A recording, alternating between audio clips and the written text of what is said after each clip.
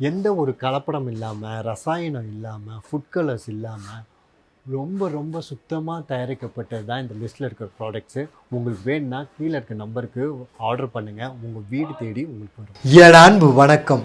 முருங்கைக்கீரையில் நான் பண்ணுற மாதிரி சட்னி நீங்கள் பண்ணி கொடுங்க. முருங்கைக்கீரையா அப்படின்னு சொல்லிட்டு ஓடி போகிறவங்க கூட கேட்டு வாங்கி இட்லி தோசைக்கு சாப்பிடுவாங்க. இது மத்தியானம் சாதத்து கூட நீங்கள் பிசைஞ்சு சாப்பிட்லாம். சூப்பராக இருக்கும். வாங்க எப்படி பண்ணுறதுன்னு பார்த்துடலாம். செக்கில் ஆட்டின நல்லெண்ணெயை நான் 2 டேபிள் ஸ்பூன் சேர்த்துக்கிறேன்.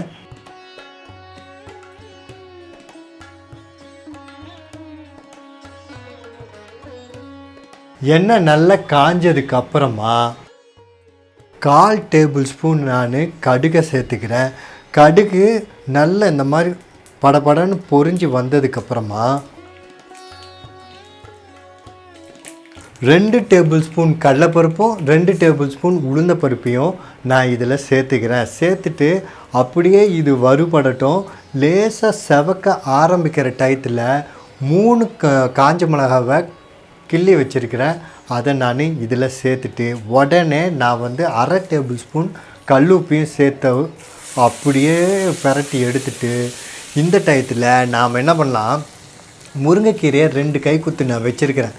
அதை நான் காம்பெல்லாம் நீக்கி வச்சுருக்கேன். அதை நான் சேர்த்துக்கிறேன்.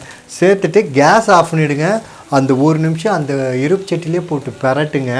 அவ்வளோதான், சூப்பராக ரெடி ஆகிடும். ஓவர் குக்கான டேஸ்ட்டும் போயிடும், நான் அதோட சத்தும் போயிடும். அப்படியே எடுத்து வச்சுக்கலாம். 1/4 தேங்காவை நான் சின்ன சின்ன துண்டுகளாக வெட்டி வச்சுருக்கிறேன். அதை நான் சேர்த்துக்கிறேன். இதோ விழுந்துருச்சு. அந்த துண்டையும் எடுத்து சேர்த்துட்டு 1/4 நெல்லிக்காய் சைஸில் இருக்கிற புளியையும் இதோட நான் சேர்த்து தண்ணி ஊற்றாமல் நல்லா அரைச்சிக்கிறேன்.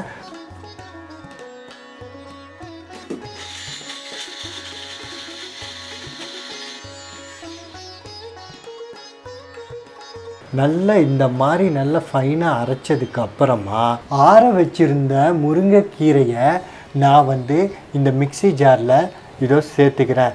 சேர்த்துட்டு இருக்கும்போதே கொஞ்சம் கீழெல்லாம் சிந்திடுச்சு. அதை எல்லாத்தையும் எடுத்து போட்டுட்டு கொஞ்சமாக நம்ம இதில் தண்ணியை சேர்த்துக்கிட்டு அப்படியே போட்டு இதை நல்ல சட்னி மாதிரி நம்ம அரைச்சிட்டோன்னு வச்சுக்கோங்களேன்.